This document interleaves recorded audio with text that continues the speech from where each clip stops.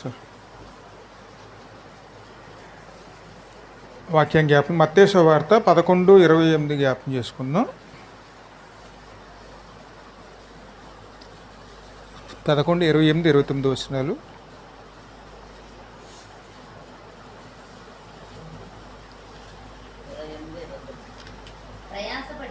ప్రయాసపడి భారము మోయుచున్న సమస్త జనులారా నా యొద్దకు రండి, నేను మీకు విశ్రాంతిని కలగజేతును. ప్రయాసపడే భారములు మోయుచున్న సమస్త జనులారా నా యొద్దకు రండి, నేను మీకు విశ్రాంతిని కలగజేతును. నేను సాత్వికుడను దీన మనసు గెలవాడును గనుక మీ మీద నా కాడి ఎత్తుకుని నా యొద్ద నేర్చుకుని అప్పుడు మీ ప్రాణమునకు విశ్రాంతి దొరుకును.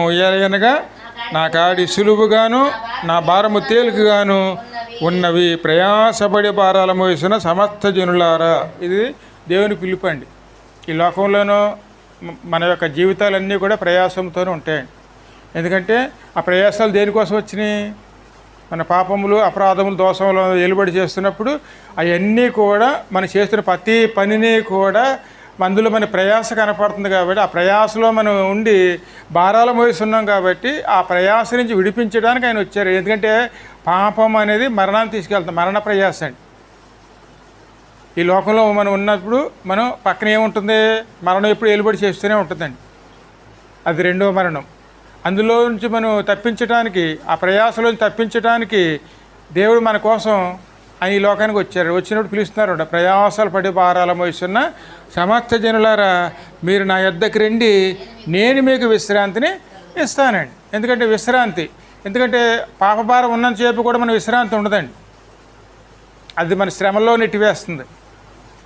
ఎప్పుడు అశాంతి ఉంటుంది, ఆందోళన ఉంటుంది. మనం ఏం చేసినా మనశ్శాంతి ఉండదు. అంటే దాంట్లో మనం తృప్తి పొందుకోలేమండి.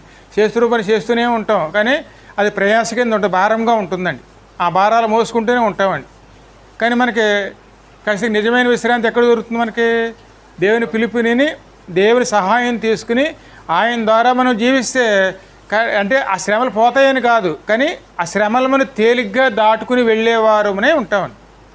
ఎందుకంటే ఈ లోకంలో ఉన్నంతకాలం మనం ఖచ్చితంగాను అందరూ శ్రమ పడవలసిందే. ఆదాము అవ్వ రోజులను వచ్చిన శాపను బట్టి మనం శ్రమ పడవలసిందే అండి. చెమట ఓడసుకుంటే కడుపు నిండదండి.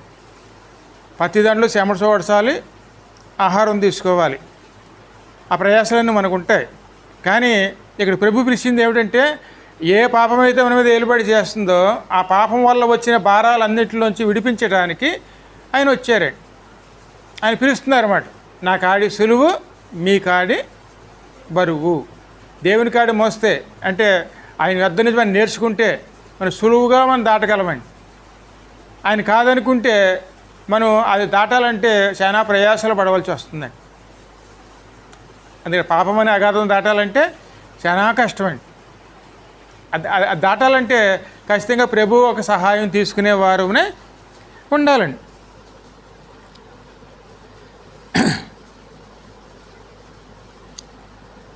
సరే, యోహాను సువార్త 16:32-33 వచనాలు చూడము.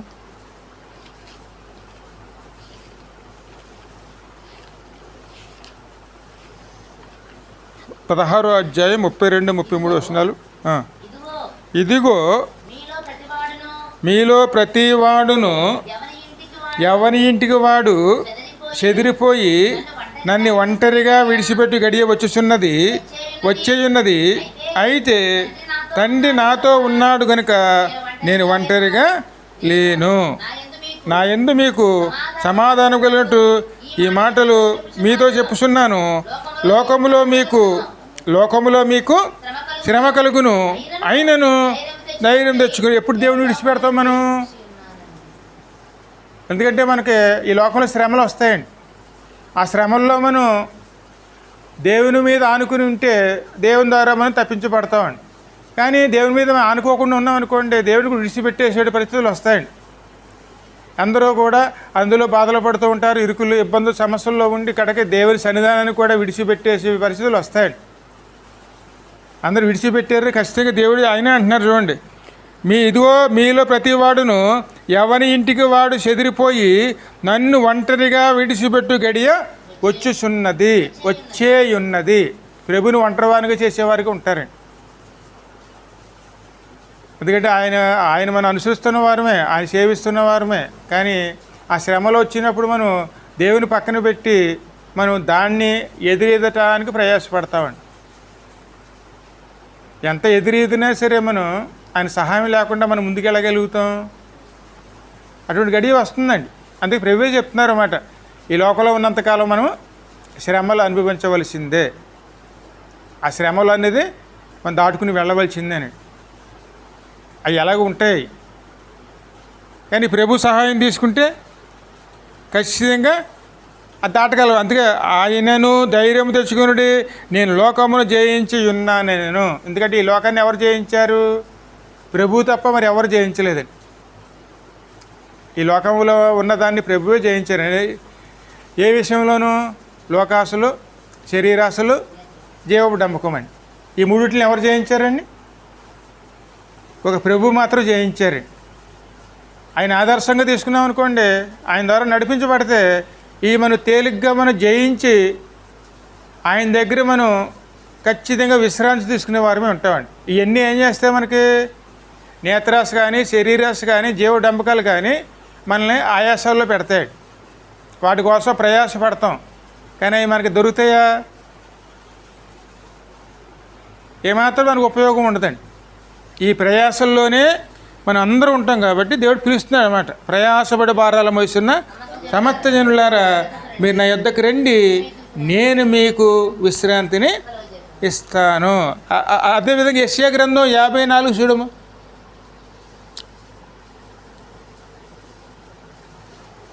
54:11-14 వచనాలు.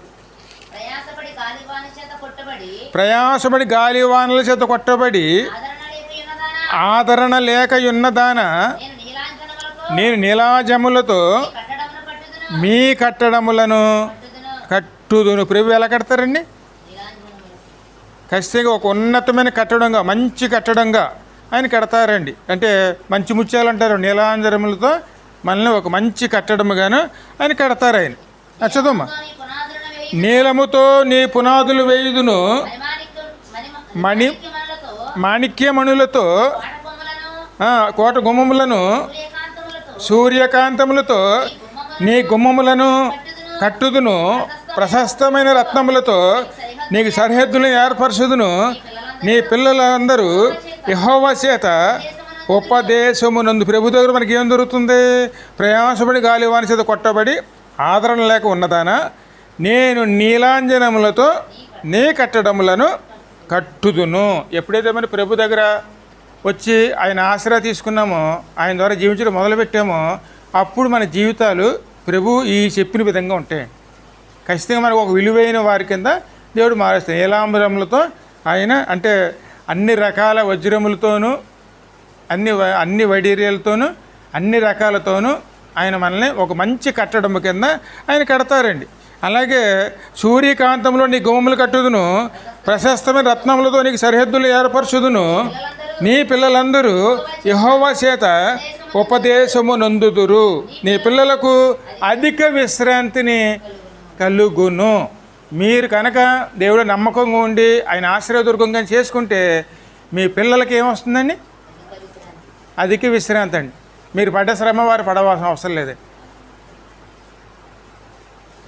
ఎందుకంటే మనకి ఏమొస్తుంది అనుకోవచ్చు, ఎంత దేవుడిని వెంబడిస్తే మనకి ఏమొస్తుంది అనుకోవచ్చు. మనం ఏం చేస్తాం? తాత్కాలికమైన ఈ శ్రమల్లో ఏం చేస్తాం? మనం దేవుని దూరం చేసుకుంటాం. సరే, మన దేవుని దూరం అయ్యాం. అందువల్ల మనం కోల్పోయేది ఏమిటి? మన పిల్లలకి అక్కడ విశ్రాంతి దొరకదండి. ఇక్కడ మనం ఎలా బాధలు పడ్డామో వారు కూడా అలాగే బాధలు పడాలి. అందుకే మనం ఖచ్చితంగా మన దేవుని నమ్మకంగా ఉన్నాం అనుకోండి, ముందు రాబోయే భవిష్యత్తు తరం ఎలా ఉంటుందండి? దేవుడు నడిపిస్తారు, ఆయనే నడిపిస్తారు. వారికి అధిక విశ్రాంతిని ఇస్తారండి ఖచ్చితంగానండి. అందుకే మనం ఇవ్వాలి. అందుకే పిల్లలకి ఏమి ఇవ్వాలి? మనం ఈ ఆశీర్వాదాన్ని ఇవ్వాలండి. మన దేవుళ్ళ నమ్మకంగా ఉంటే మన పిల్లల భవిష్యత్తు అనేది దేవుని చేతిలో మనం పెట్టినట్టు అవుతుందండి. అందుకే ఆయన ఏ వాగ్దానం ఇచ్చారు మనకి? నీ పిల్లలకు యెహోవా చేత ఉపదేశమునందుదురు, నీ పిల్లలకు అధిక విశ్రాంతి కలుగును. నీవు నీతి గల దానివై స్థాపించబడుదువు, నీవు భయపడనక్కర్లేదు. బాధించేవారు నీకు దూరముగా ఉందురు, భీతి నీకు దూరముగా ఉండును, అది నీ దగ్గరకు రానే రాదు. యెహోవా ప్రభు దగ్గరికి మనం ఎప్పుడైతే చేరతామో, యేసయ్య దగ్గర ఎప్పుడైతే అనుకుంటామో, ఆయన ఆత్మచేత ఎప్పుడైతే నడిపించబడతామో, ఈ ఆశీర్వాదాలన్నీ కూడా మనకు దొరుకుతాయండి. అందుకే ప్రయాసపడే భారాలు మోస్తున్న సమస్త జనులారా నా యొద్దకు రండి, నేను మీకు విశ్రాంతిని. ఎటువంటి విశ్రాంతి? పరిశుద్ధమైనటువంటి విశ్రాంతి అండి. అది ప్రయాసలు ఉండవు. ఖచ్చితంగా ఏ పాపమైతే మన మీద ఏలుబడి చేస్తుందో ఆ పాపంలోంచి మళ్ళీ విడిపించే దేవుడండి. అవన్నీ ఆయన భుజస్కంధాల మీద, ఎందుకంటే ఆయన భుజం వెనకాల అవన్నీ సముద్రం అగాధ జలాల్లో ఆయన పడవేసారండి. మన మీద పాపం ఏలుబడి చేయదు కాబట్టి మనకు విశ్రాంతి వస్తుంది. మనం ఎప్పుడైతే పరిశుద్ధులుగా మార్చబడతామో, పరలోక పట్టణంలో గుమ్మములు ఎలా కట్టబడినాయో మనం కూడా అలాగే కట్టబడతామండి. అందరు పాడతారండి పరలోకం గురించి పాట ఉంటుంది చూడండి. అందులో గుమ్మాలు ఎలా కట్టారో కూడా అన్ని రత్నాలు అన్నీ రాయబడి ఉంటాయండి. అలాగే మనం కట్టబడతామండి. అలా కట్టబడాలంటే ఖచ్చితంగా ఎవరిని ఆశ్రయించాలి? ఆయన ఆశ్రయించాలండి. ఆశ్రయించి ఈ లోకాన్ని దాటుకునే వారునే ఉండాలి. దాటుకునేమనుకోండి ఈ లోక ప్రయాసాలన్నీ కూడా ప్రభు చేత మనం నడిపించబడే వారునే ఉంటామండి. కానీ మనం ఆయన ఆశ్రయించకపోతే ఈ లోక బాధలు ఎలా ఉంటాయంటే, ఏబు గ్రంథంలో చూడండి 7వ అధ్యాయం మొదటి నుంచి కనపడుతుంది.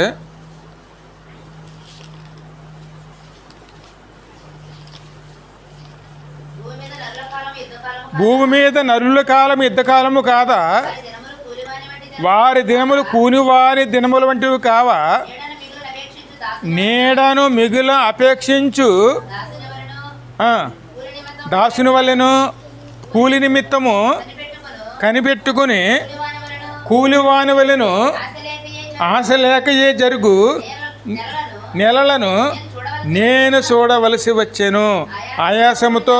ఆయాసముతో కూడిన రాత్రులు నాకు నియమించబడి ఉన్నవి. నేను పండుకున్నప్పుడెల్లను ఎప్పుడు లేచేదనా, రాత్రి ఎప్పుడు గతించునా అని అనుకో. ఇదే ఆలోచనలండి. పనిచేస్తున్నప్పుడు మనకి ఇదే ఆలోచన, రాత్రి నిద్రపోయేటప్పుడు ఇది ఆలోచన. రేపొద్దున ఎలా నడవాలి, ఎలా గడుస్తుంది, రేపు ఎలా గడుస్తుంది, రేపు ఎలాగ వెళ్ళాలి, ఏ విధంగా వెళ్ళాలి, ఎక్కడికి పనికి వెళ్ళాలి అంటే ఈ ప్రయాసలో అప్పులు ఎలా తీర్చుకోవాలి, బాధలు ఎలా తప్పించుకోవాలి, ఇవన్నీ మనకి ఏముంటుందండి ఈ లోకంలో ప్రయాసలేనండి. ఎందుకంటే మనకి ఎవరిని చేర్చుకోలేకపోయాం. మనం యేసయ్యని మన పక్కన పెట్టాం, అప్పుడు మన శ్రమల కాలంలో వచ్చి పడ్డామండి. ఈ లోకంలో మన ప్రయాసలు ఇదండి, ప్రయాసపడే భారాలు మోస్తున్న సమస్త జనులు. ఎందుకంటే పాపం ఏం చేస్తుంది, మనకు వచ్చేదాని ప్రతి ఇది కూడా మీ ఆశీర్వాదాలన్నింటినీ కూడా అడ్డంకి అవుతుందండి. ఆశీర్వాదాలు రాకుండా ఆటంకపరుస్తుంది.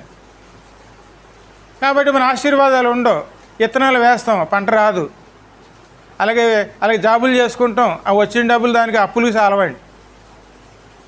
అన్ని రకాల ఖర్చులు కనపడితే వచ్చిన డబ్బులు దేనికి పనిచేస్తాయి? ఏ ప్రయాసాలండి. అవి మేము ఎలా చేయాలి, రేపు వద్దని ఏం పని చేయాలి. ఎందుకంటే ఎంత ప్రయాసాలు ఉంటాయంటే జాబ్ అంతమాను గంటలన్నీ చేస్తారు, కాటికి ఓటీ కూడా చేయవలసి వస్తుందండి. అంటే ఎక్కువ 2-3 గంటలు ఎక్కువ పని కూడా చేస్తారు. ఎందుకంటే ఆశపడి, ఎంత ఆశపడినా సరే మళ్ళీ మన్నాడు లేచి వెళ్ళవలసిందే కదండి. అంటే మన్నాడు మళ్ళీ సిద్ధపడవలసిందే. ఇదే జీవితం అండి. కారణం ఏమిటి? మన ప్రయాసాలు మన మీదే వేసుకుని మనం నడుస్తున్నాం కాబట్టి. కానీ దేవుని పిలుపు వినలేకపోయాం. ప్రయాసపడే భారాలు మోస్తున్న సమస్త జనులారా, ఈ ప్రయాసాలు దేనికోసం వచ్చినాయి? మన పాపాలు మన మీద ఏలుబడి చేస్తున్నాయి కాబట్టి పాప భారం మనం మోస్తున్నామండి. పాపము మనకు భారం అండి. మనం చేస్తున్న పనిని ఏం చేస్తుంది? పాడు చేస్తుంది. మంచి పని చేయాలనుకుంటాం, శుభ్రంగా మనం చేస్తున్న పని బాగా చేసుకోవాలనుకుంటాం, కానీ మనం చేస్తున్న పనిని ఖచ్చితంగా పాపం ఏం చేస్తుంది? ఆటంకపరుస్తుందండి. మనం అనుకున్నది ఒకటిని, అక్కడ జరిగేది ఒకటినండి. ఇదే పరిస్థితులు అనమాట. మరి ఇటువంటిప్పుడు మనం ఖచ్చితంగా ఎవరు కావాలి మనకి? దేవుని అప్పుడే మొక్కుబడి చేసుకుంటామండి. అయ్యా ఈ పరిస్థితి దాటిస్తే నీకు ఇది సమర్పించుకుంటాను. అంత దూరం వెళ్లకుండా ముందే దేవుడు పిలిపిని దేవునితో నడిస్తే ఎలాగుండేనండి? ఆయనతో నడిస్తే ఈ ప్రయాసాలు ఉండవు కదండి. నా కాడి సులువు, మీ కాడి బరువు అని ప్రభువే చెప్తున్నారు. ఎప్పుడైతే మనం ఆయన కాదనుకున్నామో మన జీవితం ఖచ్చితంగా శ్రమల పాలు అవుతుంది. ఆ శ్రమలు దాటలేమండి. అందుకే శ్రమలు వస్తాయి కానీ తేలిగ్గా దాటలేమండి. అందుకే ఆయన సహాయం ఉందనుకోండి తేలిగ్గా దాటే విధంగా ఆయన ఎలా సహాయం చేస్తారంటే ఇదే ఏబు గ్రంథంలో ఉంటుంది చూడండి, 5వ అధ్యాయంలోను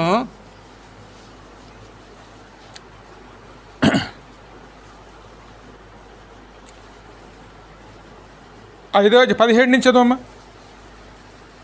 దేవుడు గద్దించు మనుష్యుడు ధన్యుడు, కాబట్టి సర్వశక్తుడకు దేవుని శిక్షను తృణీకరింపకము.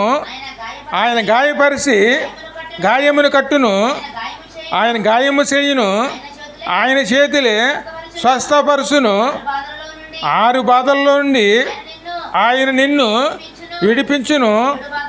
7 బాధలు కలిగినను నీకు ఏ కీడును ఎందుకంటే బాధలు రావని చెప్తలేదండి. బాధలు వస్తాయి కానీ తట్టుకునే శక్తి ఇస్తాడండి. తట్టుకునే శక్తిని, దాటే శక్తిని ఇస్తారండి. దేవుడే ఎందుకు గాయపరుస్తాడు ఆయన? మనల్ని మేలుకొల్పాలని. ఎందుకంటే మనం వెళుతున్న మార్గంలోంచి మళ్ళీ ఇచ్చడానికి మనకి ఖచ్చితంగా ఆయనే మనల్ని ఖచ్చితంగా శిక్షిస్తారండి. ఆ సమయంలో మనం ఆయన మీద ఇసుక్కోకూడదండి. ఎందుకంటే ఆయన కాదని పక్క వెళ్ళిపోకూడదు. కానీ ఆ విధంగా వెళితే దేవుని వద్ద నుంచి సహాయం అనేది ఖచ్చితంగా పొందుకోలేమండి. అందుకే ఆయన ఏమంటున్నారు? ఆయన దేవుడు గద్దించు మనుషుడు ధన్యుడు, కాబట్టి సర్వశక్తుడు దేవుని శిక్షను తృణీకరింపకము. తండ్రి ఎందుకు శిక్షిస్తారండి? ఏ తండ్రి అయినా సరే తన పిల్లల్ని ఎందుకు శిక్షిస్తారు? వాళ్ళకి మంచి భవిష్యత్తు కోసమండి. అని తప్పుడు మార్గంలో వెళ్తుంటే వాళ్ళు గద్దించైనా సరే మంచి మార్గంలో నడిపించుకోవడానికి ఖచ్చితంగా బెత్తం ఆడతారండి. అలాగని చెప్పి బెత్తం ఆడారని చెప్పి ఆ సమయంలో ఆ యొక్క బిడ్డ దేశిస్తారా? అందులోంచి మళ్ళుకుంటారండి. అప్పుడు వారికి మంచి భవిష్యత్తు వస్తుంది. అలాగే దేవుడు మనల్ని గద్దించినాను, శిక్షించినాను, దాన్ని మనం సరి చేసుకోవడానికి ఉపయోగించుకున్నాం అనుకోండి, మన ఎదరకాల భవిష్యత్తు ఎలా ఉంటుంది? మంచి భవిష్యత్తుని మనం చూడగలుగుతామండి. కానీ అందులో కనుక మనం ఆయన దేవుని పక్కన పెట్టేసుకున్నాం అనుకోండి, ఖచ్చితంగా మనం ఎక్కడికి వెళ్తామండి? ఈ బాధలన్నీ అనుభవించవచ్చు వస్తాం. అందులోనే మనం నశించిపోతామండి.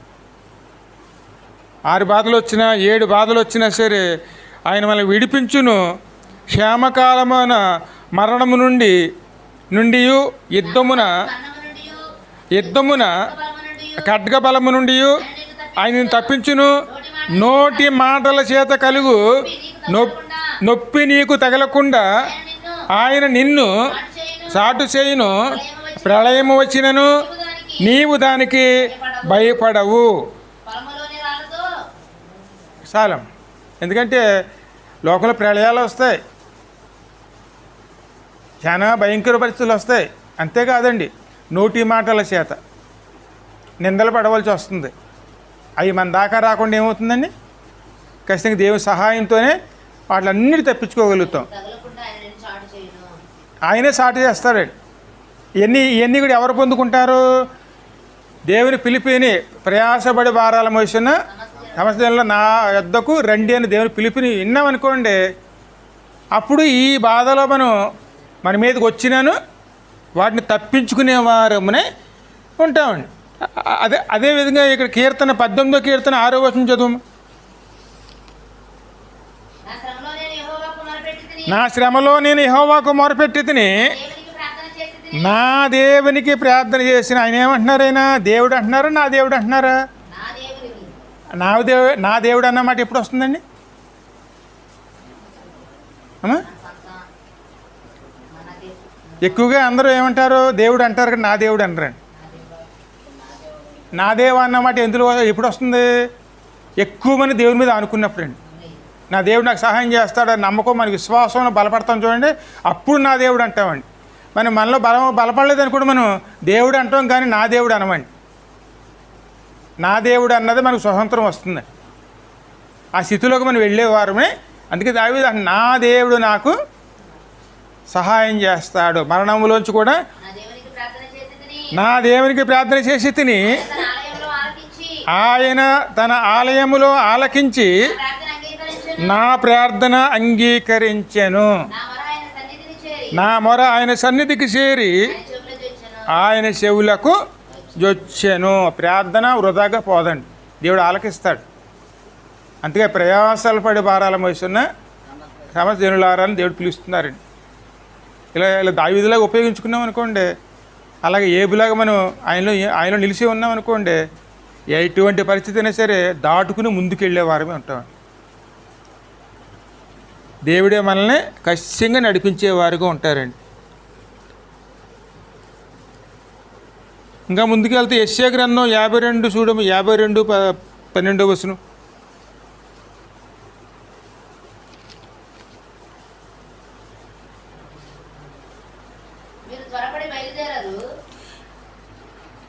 మీరు త్వరపడి బయలుదేరరు, పారిపోవు రీతిగా వెళ్ళరు.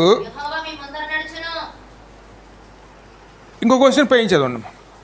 పోవిడి పోవిడి అచ్చడి నుండి వెల్లుడి, అపవిత్రమైన దేనిని ముట్టకుడి, దాని యొద్ద నుండి దేనిలోంచి తొలగిపోవాలండి అమ్మా? అపవిత్రమైనది ఏదైనా సరే మన ముందు ఉందనుకోండి, మన పక్కన ఉందనుకోండి, అపవిత్రమైందండి. ఏదైనా సరే అది మన ముందు కానీ మన పక్కన ఉంటే మనం అక్కడే నిలవాలా, అక్కడి నుంచి దూరంగా వెళ్ళిపోవాలా అమ్మా? ఎందుకంటే ఒక్కోసారి పనిగట్టుకి అక్కడికి వెళ్తాం కదమ్మా, ఒకసారి వెళ్ళకూడని ప్రదేశాలకు కూడా వెళ్ళవలసి వస్తుంది. అటువంటిప్పుడు దేవునికి విలువనిచ్చామా లేకపోతే ఆ పరిస్థితులకు విలువనిచ్చామా? అక్కడికి వెళ్ళకూడదు. మన బంధువులైనా సరే, స్నేహితులైనా సరే, మన ఇంటి వాళ్ళైనా సరే, మన కన్న బిడ్డలైనా సరే, దేవునికి విరోధమైన చోటు ఉందంటే ఆ చోటుకు మనం వెళ్ళకూడదండి. అక్కడికి వెళ్ళామనుకోండి, ఖచ్చితంగా దేవుని పిలుపుని ఏం చేసుకున్నట్టు మనం అసలు పాడు చేసుకున్న వారం అవుతామండి. అందుకే ప్రభు ఏం చెప్తున్నారు, అచ్చటి నుంచి వెళ్ళిపోండి, అపవిత్రమైంది దేన్ని ముట్టుకోకండి, దాని యొద్ద నుంచి తొలగిపోండి. యెహోవా సేవోపకారములను మోయువారులారా మిమ్ములను మీరు పవిత్రపరచు. అందుకే ఎప్పుడు కూడా దేవునికి విరోధమైన దాంట్లో మనం పాల్గొని తీసుకోకూడదండి. అది మన చేతులతో కావచ్చు, లేకపోతే అంటే మన చేతులతో పరోక్షంగా అయినా సరే, లేకపోతే ప్రత్యక్షంగా అయినా సరే, ఏ విధంగా అయినా సరే ఆ పరిస్థితుల్లో మనం దూరంగా ఉండాలి. మీరు కూర్చోరు కదా, ఎవరో ఒకళ్ళు కూర్చుంటారు కదా, మీరు పక్కన కూర్చోండి అని అలాగైనా ఒప్పుకోకూడదండి. ఎందుకంటే ప్రత్యక్షంగా అయినా సరే, పరోక్షమైనా సరే, ఏ విధంగా అయినా సరే ఆ చోటు నుంచి మనం ఎక్కడికి వెళ్ళాలి, అక్కడి నుంచి దూరంగా వెళ్ళిపోవాలండి, ఉండకూడదు. అక్కడ దేవునికి విరోధమైనది, అపవిత్రమైనది అక్కడ ఉన్నప్పుడు త్వరపడి అక్కడి నుంచి మనం వెళ్ళిపోయేవారునే ఉండకూడదండి. ముందు అక్కడి నుంచి వెళ్ళిపోవాలి, ఆ తర్వాత పరిస్థితులు చూసుకోవాలండి. వాళ్ళు ఏమనుకుంటారో, వీళ్ళు ఏమనుకుంటారో అనుకుంటూ కూర్చున్నామనుకోండి, ఖచ్చితంగా శిక్ష ఎవరి మీదకి వస్తుంది? మనకు కష్టంగా ఉంది, స్పష్టంగా ఉంది కదమ్మా. అక్కడ త్వరపడి వెళ్ళిపోండి అయినాను మీరు త్వరపడి బయలుదేరరు, పారిపోవు రీతిగా. ఇదేనండి మన పరిస్థితులు. ఎందుకంటే దేవుడు ఎంత హెచ్చరించినా సరే మనం ఏం చేస్తాం? ఆ సమయంలోనూ ముందుకెళ్ళాలా, వెనక్కి వెళ్ళాలా, ఇదే ఊగిసలాటండి. అక్కడికి వెళ్ళిపోయామనుకోండి, పిల్లలు బాధపడతారేమో, లేకపోతే మన బంధువులు బాధపడతారేమో, మన స్నేహితులు బాధపడతారేమో. అలా అనుకుని ఏం చేస్తాం మనం? తిన్నంగా ఆ కీడులోకి వెళ్ళిపోతామండి. కీడు అంటూ పట్టుకుంటే వదులుతుందండి? ఆ కీడు మనల్ని పట్టుకుంటే వదులుతుందా? ఆ కీడు పట్టుకోకుండా ఉండాలంటే అక్కడి దూరంగా వెళ్ళిపోవాలండి. ఎంత త్వరపడి వెళ్ళిపోతే అంత. ఎందుకంటే ఏసేపు చూడండి, ఆయన మీద పాపం వచ్చి పడింది, ఆయన ఒంటి మీద చొక్కానన్నీ విడిచిపెట్టాడు, కానీ అక్కడ నిలబడ్డా? అక్కడి నుంచి పారిపోయాడండి. అలా పారిపోయిన శిక్ష వచ్చింది, శిక్ష అనుభవించాడు, కానీ ఆ పాపం నుంచి దూరంగా పారిపోయాడు. ఏమాత్రం లోబడలేదు, అక్కడ నిలవలేదు, అక్కడి నుంచి బయటకు పారిపోయాడు. మనం కూడా అంతే. కీడు ఉందంటే దేవుని విరోధమైంది ఉందంటే ఖచ్చితంగా మనం దూరంగా పారిపోయామనుకోండి, మీ ముందు యెహోవా నడుస్తాడు. ఇంకా ముందు చదువు. ఆయన ఎప్పుడు ముందు నడుస్తారు మనకి?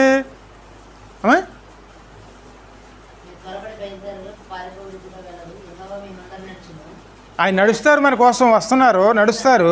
మరి పారిపోతే నడుస్తారా, లేకపోతే మనం అందులో నిలిస్తే నడుస్తారమ్మా?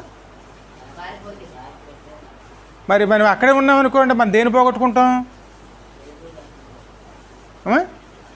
ఆయన ముందుండి నడిపించడానికి ఆయన వచ్చినప్పుడు మనం అందులోనే ఉండిపోయి అక్కడే ఉండిపోయాం అనుకోండి, మనం దేని కోల్పోతాం? దేవుని నడిపింపండి. ఇటువంటి విషయాల్లో మనం అశ్రద్ధ చేయకూడదు. ఏదో మరి అనుకుంటాం మనం, కానీ విలువైంది పోగొట్టుకుంటాం. కనుక దేనో ఆశించి అది పొందుకోలేము, ఇక్కడ విలువైంది కూడా మనం ఇప్పుడు పోగొట్టుకుంటాం. యెహోవా మీ ముందు నడుచును. చదువుమా. ఇశ్రాయేలు దేవుడు మీ సైన్యపు వెనక భాగమున కావిలి కాయను. దేవుని కాపుదలండి. మనం కీడుని తప్పించి దూరంగా వెళ్ళిపోయాం అనుకోండి, దేవుని కాపుదల వెనకాల ఉంటుంది. ఆయన ముందు నడుస్తాడు మనకి. అది రక్షణ అండి. కానీ మన మనసు దాని మీదే ఉగిసలాడింది అనుకోండి, ఆ రక్షణ కోల్పోతామండి. అప్పుడు మనకేం మిగిలితే ఈ లోక ప్రయాసలండి. అందుకే దేవుని వీటిలో ఎప్పుడు కూడా చాలా జాగ్రత్తగా, దేవుని పిలుపు ఉన్నది మనకి. పిలుపుని ఏం చేసుకోవాలి మనం? ఖచ్చితంగా దాన్ని మనం సద్వినియోగం చేసుకునే వారమే ఉండాలి. మా పిల్లలు కదా అనుకుంటారు. రక్షణకి ఎవరికి వారే బాధ్యులండి. అండ్ మనతోనూ మన పిల్లల్ని తీసుకెళ్ళామండి. అక్కడ కట్టుకునే వారిని కూడా తీసుకెళ్ళాం. అది ఇరుకు మార్గం. అక్కడ ఎవరికి వారే వెళ్ళాలండి. అందుకే ఇద్దరిని తీసుకుని వెళ్ళడానికి కుదరదండి.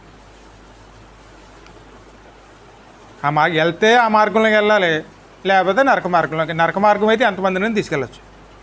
కానీ పరలోకం వెళ్ళేటప్పుడు మాత్రం ఎవరికి వారే వెళ్తారు.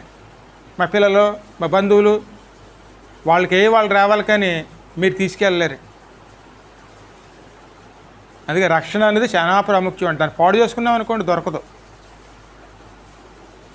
ఆయనే మన ముందు నడుస్తారు. ఆ యొక్క ఇశ్రాయేల్ దేవుడే ఖచ్చితంగా మనకి కంచి వేస్తాడు. ఆయనే కాపుదారు. రాత్రికాలం అంతా కూడా కంటి రెప్పలా కాసి కాపాడే దేవుడే.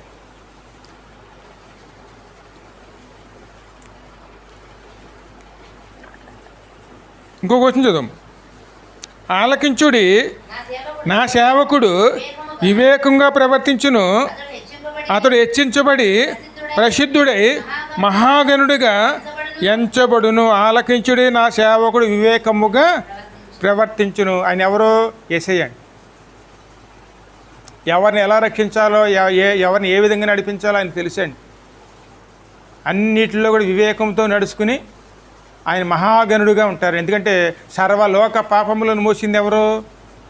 ఆయనేనండి. అందుకే ఆయన మహాగణుడు. ఆయనే ఆ కార్యం జరిగించారండి. ఆయనే లోక రక్షకుడు. ఆయన పేరు చాలా ప్రసిద్ధి అండి. ఇప్పుడైతే అనేకమంది వెనకాడుతున్నారు, కానీ ఒక రోజు వస్తుంది, ఆ రోజు ప్రయాసపడి ఆయన్ని చేరుకోవడానికి ఎన్నో ప్రయాసలు పడతారు. యెహోవా మందిరానికి వెళదాము రండి, ఆయన చెప్తే విందాము రండి అన్నవాళ్ళు చాలామంది ఉంటారు. అటువంటి రోజులు, కఠినమైన రోజులు వస్తాయి. వాక్యం కరువైపోతుంది చివరికి వచ్చేటోడికి. ఎంత వెతికినా వాక్యం దొరకదండి. మరి ఉన్నప్పుడు సద్వినియోగం చేసుకుంటే, ఆయన సమీపంగా ఉన్నప్పుడు మనం ఆయన ఆశ్రయిస్తే ఖచ్చితంగా మేలు దొరుకుతుందండి.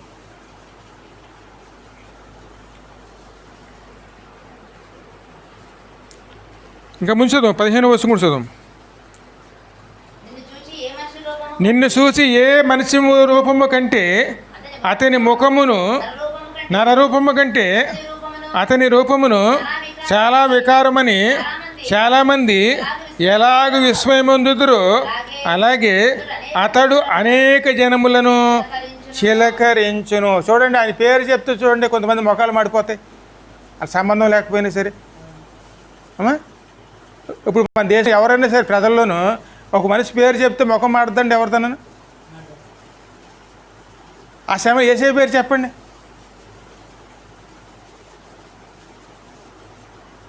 చాలా మంది మొఖాలు మాడిపోతాయండి, అని చేర్చుకోలేరు.